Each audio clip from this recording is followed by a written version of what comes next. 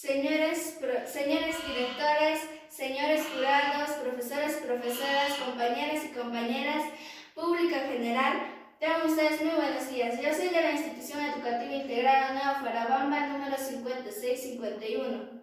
Soy de primero de secundaria, me llamo Jenny Milagros Cortesín Gutiérrez. En esta ocasión voy a cantar una canción que lleva por título Quédate en tu casa.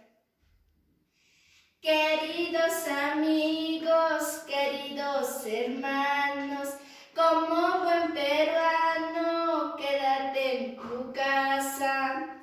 Piensa en tu país, piensa en tu hogar. Sé que es difícil, pero pasará.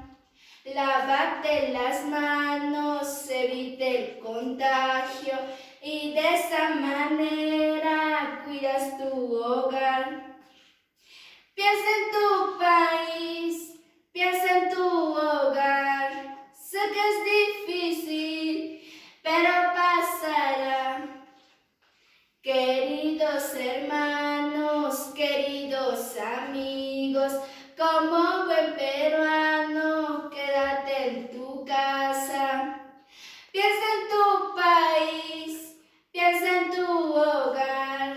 Sé que es difícil, pero pasará. Lávate las manos, evite el contagio y de esa manera cuidas tu hogar.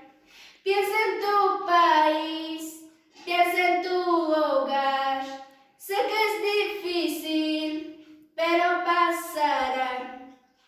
Utilicemos los guantes y las mascarillas y lavarnos las manos y quedarnos en casa.